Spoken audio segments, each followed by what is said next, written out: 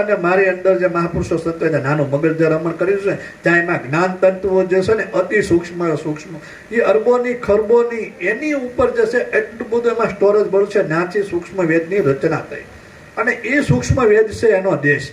એ સૂક્ષ્મ વેદ જે છે એ એનો દેશ છે. તો કે કોનો? તો કે સદગુરુના ઘરનો દેશ. એ સૂક્ષ્મ વેદ છે.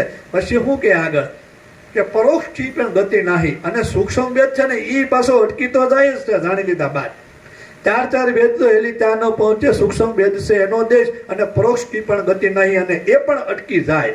સૂક્ષ્મ વેદ જે છે પંચમ વેદ, પંચમ સૂક્ષ્મ વેદ છે, એ 4 વેદ તો અટકી જ જાય, એ પહોંચી નથી શકતા, પણ પંચમ સૂક્ષ્મ વેદ જે છે એ અટકી જાય. પરોક્ષની જે ગતિ છે એ અટકી જાય. 2 ગતિની મહાપુરુષો સંતોએ વાત કરી, એક અપરોક્ષ અને એક પરોક્ષ. એ 2 અટકી જાય, અને સૂક્ષ્મ વેદ જે છે એ અટકી જાય. કેમ?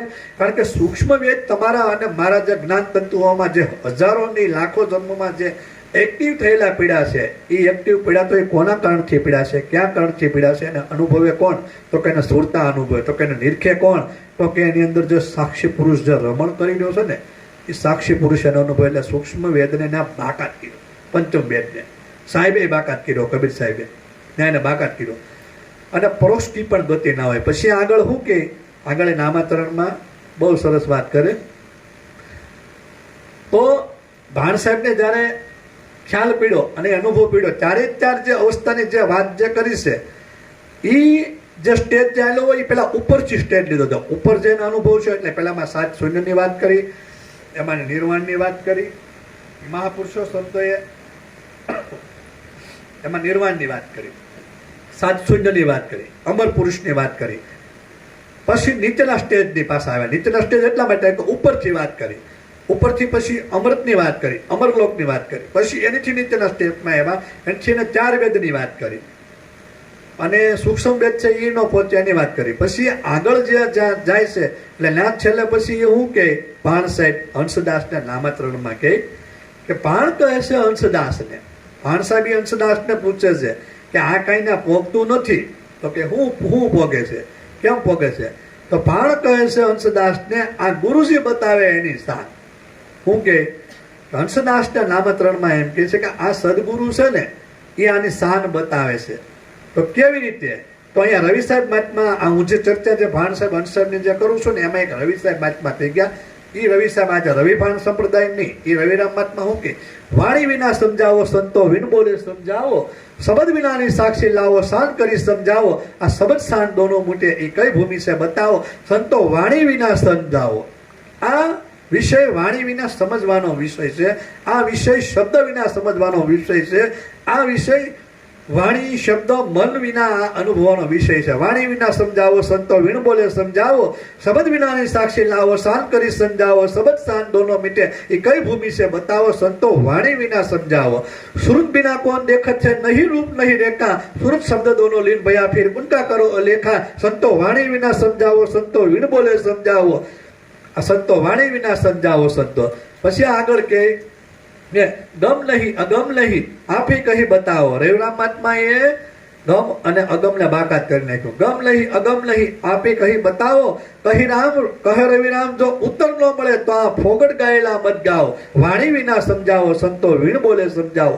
એમ ભાણ સાહેબ અહીંયા હંસદાસને એમ કહે છે કે આને જે અંદર જે રમણ કરી રહ્યું છે કે ભાણ કહે હંસદાસને, આ ગુરુજી બતાવે એની સ્થાન. આ જે અંદર જે તમારી અને મારી અંદર જે રમણ કરી રહ્યું છે ને, એની સ્થાન આપણને સદગુરુ બતાવે. સદગુરુની સ્થાન બહુ સુખ આપે ને, તેથી ઉપજે આનંદ કેરા ઓગજે. આજે સદગુરુની સ્થાન છે ને એ આનંદ બહુ અપાવે. સદગુરુની સ્થાન મારા ગુરુજીએ દીધી શાન શાન, આ સખી કોણે બનાવ્યા આ બંગલો, મારા ગુરુજીએ દીધી શાન શાન. આ શાનની જ્યાં મહાપુરુષો સંતો જે વાત કરે ને, તો શાનમાં છે એક શાન પાનબાઈ, તેથી ઉપજે આનંદ કેરા ઓગ. શાનમાં રહેશે શાન એક પાનબાઈ, તેથી ઉપજે આનંદ કેરા ઓગ. આની અંદર જે સદગુરુ મહારાજ જે સ્થાન આપે ને, એ કોઈ દ્રષ્ટિએથી દેખાય એવી નથી, વાણીએથી બોલાય એવી નથી, ને શ્રવણેથી સંભળાય એવી શાન નથી. આ શાન જે મારી અને તમારી અંદર જે રમણ જે કરી રહી છે ને, એ શાન જે છે એ જ્યારે તમારી સુરતા જ્યારે એક્ટિવ થઈ અને સુરતા તમારી ત્રિવેણી ભેદન કરીને સ્તોત્ર સાર ઉપર જાય ને, ત્યારે ન્યા ચૈતન્ય પુરુષ આની શાન આપે છે. ચૈતન્ય પુરુષના અનુસંધાને તમને જેને કોઈને સદગુરુ કીધું. અહીંયા રવિરામ એનું પ્રૂફ આપે કે સુરત કબીર સાહેબ કે સુરતા જગાડે નામને, નામ જગાડે પ્રેમને, પ્રેમ જગાડે પુરુષને, અને પુરુષ જગાડે બ્રહ્મને. હેલી મારી હેલી પહેચાન કર લે ઉન દેશ કે. રવિરામ મહાત્મા અહીંયા ચૈતન્ય પુરુષનું મહત્વ એટલા માટે આપે કે માયા નિંદર સપના જેસી બિનમુરુ હોય અંધિયારા, કહે રવિરામ જબ ચેતન જાગ્યા હોવા બ્રહ્મ ઉજિયારા. સંતો માયા મૂળે નહીં, ચેતન જાગે. ચેતન જ્યારે જાગી જાય ને ત્યારે એની શાન મળે, અને ત્યારે એ ભાનમાં આવે એવું છે. ભૌતિક ગુરુ ખાલી માધ્યમ છે, પણ અંદર જે તમારી અને મારી અંદર જે સદગુરુ જે રમણ કરી રહ્યો છે ને એને પરખવાનો છે, એને ઓળખવાનો છે. અને એને ઓળખો ને તો તમારો મારો બેડો પાર થાય એમ છે, બાકી પાર આવે એવું નથી. જ્યારે લક્ષ્મી સાહેબને જ્યારે કરમણ સાહેબ જ્યારે મળ્યા ને ત્યારે કીધું વર્તાણી આનંદ લીલા લહેર બેની મને ભીતર સદગુરુ મળ્યા. એને સદગુરુની ઉપમા ગાય, સદગુરુની મહિમા એને વર્ણન કર્યું. ગુરુ મળ્યા બાન, વર્તાણી આનંદ લીલા લહેર બેની મને ભીતર સદગુરુ મળ્યા. ભોજો ભગત કે શબ્દની પાર સદગુરુ જેનું સ્વરૂપ છે, ચર્મ ચક્ષુ હોય એને કેમ હુજે, જીવ પણ એ પદ તો જડે નહીં, પણ અનુભવ કર્યા વિના કેમ સૂજે. એમ મહાપુરુષો સંતોએ દરેક આમાં વસ્તુની અનુભૂતિ કરવા માટે થઈ અને પહેલા ભૌતિક સદગુરુનો સહારો લીધો. એ સદગુરુના સહારા પછી અંદર જે મારી અને તમારું જે રમણ જે સદગુરુ મહારાજ જે કરી રહ્યા છે એની ઓળખાણ થાય ને પછી આ ગુરુને છે ને હટી જવાનું રહે. આ ગુરુને ત્યાંથી ઓટોમેટિક નીકળી જવાનું રહે. પણ હવે ગુરુ હટે તો મેળ ખાય એમ છે. હવે ગુરુ હટતા નથી એનું કારણ છે કે પહેલા તો ગુરુને સમજવા અઘરું છે. જ્યાં સુધી ગુરુને અનુભવી ન શકો ત્યાં સુધી તમે ભીતર સદગુરુને અનુભવી ન શકો. હું ઘણી વાર ભર્તુહરી અને ગોપીચંદનો હું દાખલો આપું. મને આ ભર્તુહરી જાલંધરનાથ અને ગોરખનાથનો દાખલો મને બહુ ગમે, મારો પ્રિય દાખલો છે. આપણે બધે કથા સાંભળેલી છે કે ગોરખનાથને જ્યારે જાલંધરનાથ બોલાઈ ગયું, મચ્છન્દ્રનાથ બંને મળ્યા એટલે મચ્છન્દ્રનાથ એના ગુરુ અને ગોરખનાથને માયા શું છે એ અનુભવવાનું બહુ ઓલું થયું. બાળક પાણી આપજે. માયા શું છે, માયા મારે અનુભવી. આપણે દ્રષ્ટાંત આપી, પછી સત્સંગને વિરામ આપી, પછી કલાકાર બે ત્રણને લેવાના છે.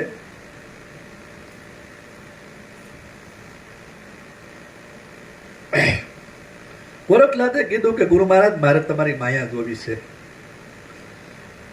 મચ્છન્દ્રનાથ કહે કે સમય આવે ત્યારે માયા હું છે હું તને દેખાડી અને અનુભવ પણ કરાવીશ. સમય ગયો, થોડોક સમય ગયો એટલે ગોરખનાથ વાત ભૂલી ગયા અને મચ્છન્દ્રનાથે કીધું કે ગુરુ મહારાજને એ કે સમાધિમાં બેસવાનું છે 1 વર્ષ સુધી, એટલે હવે હું અહીંયા એ કે રૂમમાં એ કે ઓરડામાં સમાધિ બેસું, અહીંયા કોઈ સાધુ સંતો કોઈ આવે તો તારે એને એ કે આવે તો ફળ ફૂલ ખવડાવવાનું.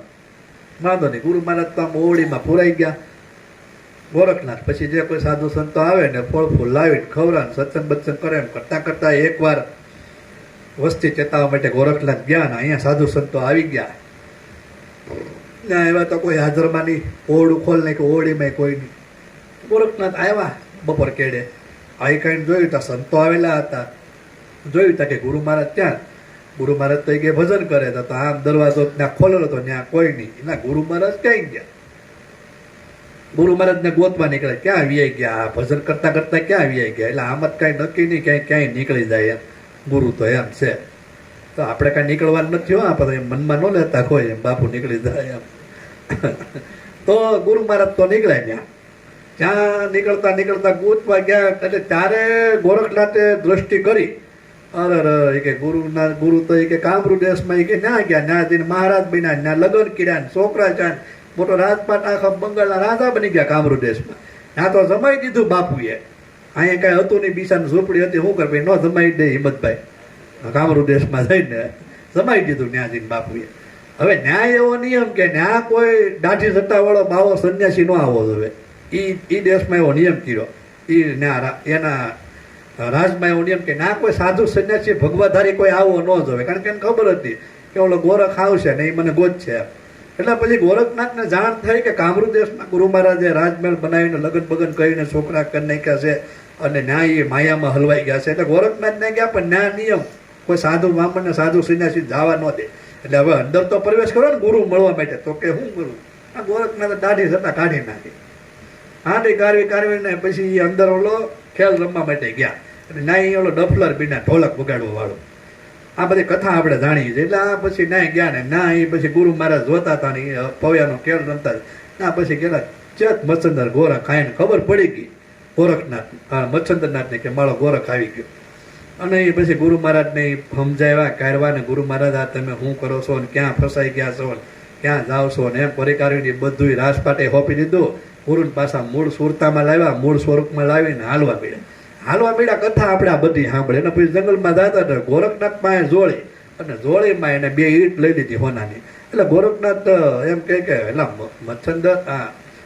મચ્છંદરનાથ એમ કે એલા ગોરખ એ કે ભય લગતી હૈ, બીક ડર બહુ લગતા હૈ. તો કે શું છે કે બસ બીક લાગે ગોરખનાથ ને આ મચ્છંદરનાથ કે એમ થોડોક આગળ ગયો હતો એને બહાર જવાનો સમય છતો ગોરખનાથને જોડી આપી મચ્છંદરનાથે આપીને ઓલા ગોરખે આમ જોયું ને આમ વજન વેચ્યો કે હા હું આમાં તો એ કે કઈક જોડીમાં છે જોયું તો હોનાની 2 ઈંટું ગુરુ મહારાજે લઈ લીધી કે કામ લાગશે એમ આપણે.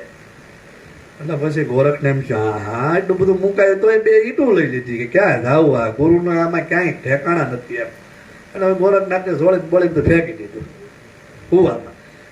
આવ્યા મચ્છંદરનાથ આવ્યા હતા કે ક્યાં ગઈ કે ભેર તો એ કે પીછે ડાલ દે કેમ કે જે હતું એ બધું ગયો ના રોવા પડ્યા ગુરુ મહારાજ. હવે મારું શું થાય કે એ આપણે કામ લગત ને કોનાની ઈટ હોત તો કાંઈક આપણે આશ્રમમાં વિકાસ થાય, બીજા કોઈ આપતા નથી એમ. ત્યારે બિચારા ન આપતા એટલે બિચારા લેવું પડતું ને. મને ઓલો સિદ્ધ પુરુષ ગોરખના મગજ જો ભાઈ મારી જેમ ખાટો તો હતો જ નહીં. આ ગુરુમાળા માયામાં પીડા કરવું હું ને પાણીની અંદલી સાટી અને ગેરવો ડુંગર હોનાને પડે ગુરુ મહારાજ જેટલો જોવે એટલો લઈ લો એમ. અને બાપા ભાઈ ગેરવો ડુંગર હોનાનો કર્યો. આ શિષ્યની તાકાત. અને પછી ગુરુ તો ગુરુ હોય ને ભાઈ. કથા ન્યા સુધી બધાને ખબર છે પણ આગળની કથા કોઈ કહેતું જ નથી. કહેતા એટલા માટે નથી શિષ્યને હવાયા કરવાની કોશિશ કરી સમજ્યા. પણ ગુરુ હોય. ગુરુને કોઈ નો અનુભવે. મારા અનુભવથી કહો આ મારા અનુભવથી કહો ગુરુને કોઈ નો અનુભવી શકે. ગોરખનાથને હોના ડુંગર કર્યો એટલે મચ્છંદરનાથે દાંત કાઢ્યા. દાંત કાઢી કીધું કે આમ ગોરખ વાપરી નાખીને અને લાઈટ થાય. શિષ્યને કઈ ટકોર જ કાપી હોય, સમજણો શિષ્ય હોય ને એને ખાલી એક મેળવણ જ કાપી હોય એટલું કીધું ને કેમ ગોરખ કે વાપરી નાખીને અને ગોરખને લાઈટ થઈ મારો કઈ ભૂલ પડી છે ચાલો એ કે આગળ મચ્છંદરનાથ વાહે ગોરખ વિચાર કરે હું વાપરી નાખ્યું હું કર્યું. કરતા મૂળ જ્યાં આશ્રમ હતો ત્યાં આવ્યા. ત્યાં આવીને જોયું એટલે ઝૂંપડી હતી. ઝૂંપડીમાં જઈ કાઢી કીધું ગોરખનાથ અંદર પ્રવેશ કરો. અંદર પ્રવેશ કરતા સદગુરુ મહારાજ ધ્યાનમાં લીન હતા ભાઈ સમાધિમાં. મચ્છંદરનાથ લીન હતા અને પછી આંખ ખોલી કે કેમ ગોરખ. હવે એક મચ્છંદરનાથના સમાધિમાં બેઠા, એક મચ્છંદરનાથ ગોરખની બાજુમાં બેઠા ઊભા. ગોરખ વિડંબણામાં પડી ગયા આ હું આ વસ્તુ શું છે એમ. અને એ પછી જે પ્રતિબિંબ જે હતું જે સ્વરૂપ હતું એ મચ્છંદરનાથમાં હમાઈ ગયું અને કીધું કેમ કે ગોરખ જોયું ગુરુની માયા. આ ગુરુની માયા હતી પણ તું માયા અનુભવી ન શક્યો એટલે તે માયાનો દુરુપયોગ કરી અને માયાના આવરણમાં આવી કરીને તે વાપરી નાખી. એટલે ગુરુ કહેવાય મારા વાલા. ગુરુને કોઈ કળી ન શકે. આ ગુરુની તાકાત છે. અને ગુરુને કળી જાય એ ગુરુ 2 પૈન્ય નો કહેવાય. મારી ભાષા અમારી રફ ભાષા કહેવાય. એટલે ગુરુને કોઈ કળી કે શિષ્ય કળી કે તો એ ગુરુ 2 પ્રકારનો કહે. 2 પૈયાનો ગુરુ કહેવાનું મહત્વ ન રહે.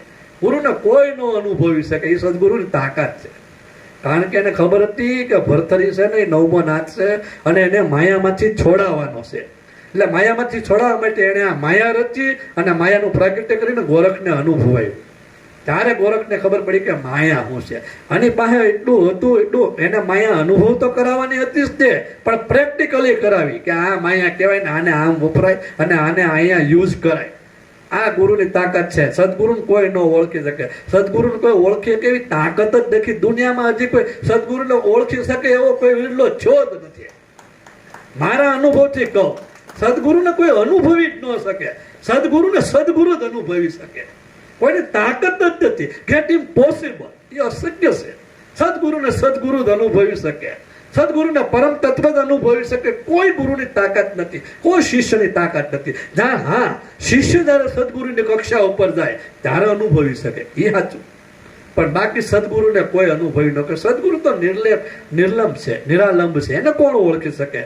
અને એવા સદગુરુ મહારાજની જ્યારે અનુભૂતિ થાય ત્યારે કબીર સાહેબ કે સખી મહાપદ કેરી વાત કોઈ એક જાણે રે, જેને મળ્યા સદગુરુ સાર સોહી પહેચાને રે. જેને મહાપદ અનુભવી હોય, જેના મહાપદની જાણતી હોય ને, એ સદગુરુ જેને મળ્યા સદગુરુ સાર એ અનુભવી શકે. એ સદગુરુ મહારાજ એ કક્ષા ઉપર છે. અને એ સદગુરુ મહારાજને જ્યારે હું ને તમે જ્યારે જાણીએ ને ત્યારે એમાં તમે હું લીન થઈ જાય. સદગુરુમાં લીન જ થવું પડે. સદગુરુને આપણી સુરતા શું અનુભવાય કે આપણી સુરતાની શું તાકાત છે? આપણી સુરતા વધી વધીને આમાં ગુરુ અનુભવી શકે, વધી વધીને આમાં આત્મસાક્ષાત્કાર કરીએ કે વધી વધીને આમાં આપણે ઝુક્તિને મુક્તિને જાણી શકીએ, વધી વધીને તમે ને હું જન્મ મરણના ફેરા જાણી શકીએ, પણ સદગુરુ ન અનુભવી શકીએ. સદગુરુના ઘરનો કોઈ કે લોયણ કે લાખા ધીરે લાખા સદગુરુના ઘરનો કોઈ પાર ન પામી શકે. એ સદગુરુનું વર્ણન થઈ શકે એમ નથી. સદગુરુના ગુણનો કોઈ પાર પામી એમ નથી. સદગુરુના વર્ણન કોઈ કરી શકે એ સદગુરુ મહારાજ છે, અને એ સદગુરુને અનુભવવાના છે. અને એ સદગુરુ મહારાજ જ્યારે તમને મને અનુભવાઈ જાય ને ત્યારે એ જે પદ છે ને એ નિરાશી પદ છે ને, એ જે પદ છે ને એ આનંદનું પદ છે ને, એ જે પદ છે ને નિર્વાણ પદ છે. ના તમે જ્યારે જાય ને પિંડ અને પિંડ બ્રહ્માંડ પારસે સદગુરુ એને ગુરુગમ લઈને ગોતીએ આવા ખીમ પામે નિર્વાણ. આ બ્રહ્મચક્ષુ ભર પીવે આવા ખીમ પામે નિર્વાણ. પિંડ અને બ્રહ્માંડ પારસે સદગુરુ, પિંડ અને બ્રહ્માંડ પાસે સદગુરુ એને ગુરુગમ લઈને ગોતીએ, ગુરુના ગમથી લઈને ગોતવાની છે. પણ આવી બ્રહ્મચક્ષુ ભર પીવે એવા ખીમ પામે નિર્વાણ. બોલ સદગુરુ મહારાજની જય.